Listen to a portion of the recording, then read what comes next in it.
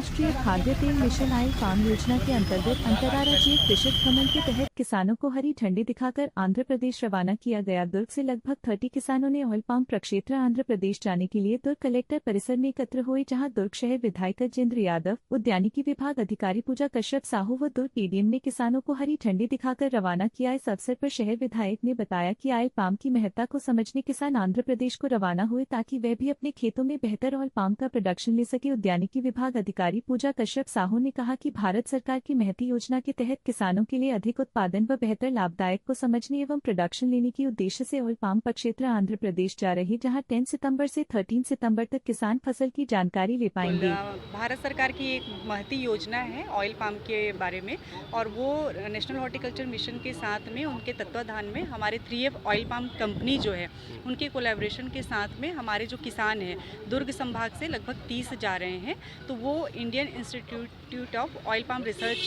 पेदवेगी जा रहे हैं। वहाँ पे बेसिक कंसेप्ट हमारा ये है कि ऑयल पाम जो है एक नया सब्जेक्ट है हमारे किसानों के लिए, और वो इस सब्जेक्ट को बेसिकली जानना चाहते हैं कि वो खेती कैसी होती है, जलवायु कैसा चाहिए, फल आने के बाद उसका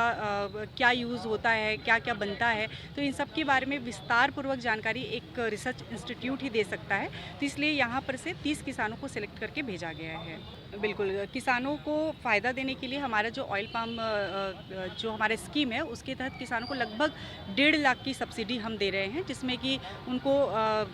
क्रॉप के लिए है, इंटर क्रॉप के लिए है, जिसमें वो हल्दी, अदरक, जिमीकंद जो हमारे लोकल एरिया पे लगता है उसका यूज़ कर सकते हैं, जिसमें 5,250 रुपये 4 साल तक लगातार दिया जाएगा। वर्मी कंपोस्ट टाका के लिए 15,000 है, साथ ही ड्रिप इरिगेशन के लिए है, बोरवेल के लिए है। इस प्रकार से कुल मिलाकर के 1.5 लाख की सब्सिडी पर हेक्टेयर के हिसाब से प्रतिवर्ष के खेती जो ये क्रॉप है उसका जो आयु हम कहते हैं वो लगभग 30 से 35 साल तक का हम एक ऑन एन एवरेज मान सकते हैं, उससे ज़्यादा भी हो सकता है। इसकी पैदावार जो होती है वो 5 साल के बाद एक इकोनॉमिक प्रोडक्शन होना चालू हो जाता है, और इसकी जो खेती अगर हम एक इकोनॉमिक वे पे देखें तो ये 9 से 10 मीटर की दूरी पे लगाई जाती है। और सबसे अच्छी बात ये है कि हमारी जो 3F ऑयल पाम कंपनी है वो बाईबैक की गारंटी देती है, मतलब किसानों के खेत पे फल आ गया, उस फल को कटाई करके कंपनी तक ले जाना, ये इस 3F ऑयल पाम की जिम्मेदारी होती है, ना कि किसानों की। Thank you. राष्ट्रीय बागवानी मिशन के तहत हमारे यहाँ किसानों का एक राज्य से दूसरे राज्य में अलग अलग खेती सीखने के लिए, खेती की पद्धति कैसे खेती करते हैं उसको सीखने अवलोकन करने के लिए बागवानी मिशन हर साल किसानों को अन्यत्र राज्यों में भेजता है, अन्य जिलों में भेजता है। छत्तीसगढ़ में भी हमारे यहाँ अन्य प्रदेश के लोग आते हैं यहाँ टमाटर की खेती देखने के लिए,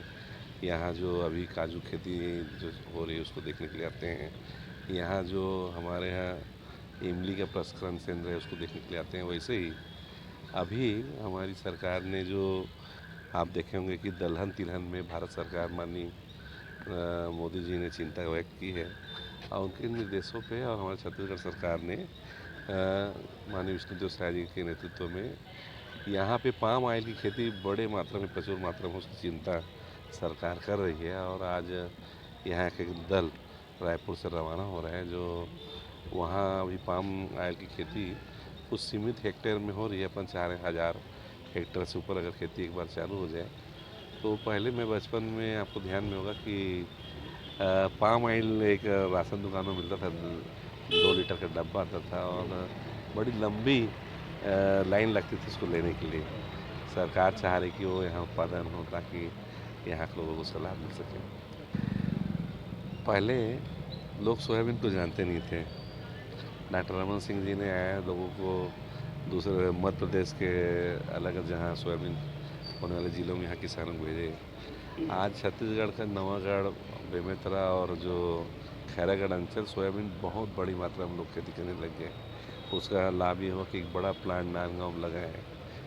सोया तेल आज लगभग लोग उसको उपयोग कर रहे हैं। और कल पाम ऑयल तो प्रचलन में था ही, एक बार चालू हो जाएगा तो स्वाभाविक रूप से लोग उसको खाने के लिए उपयोग करेंगे।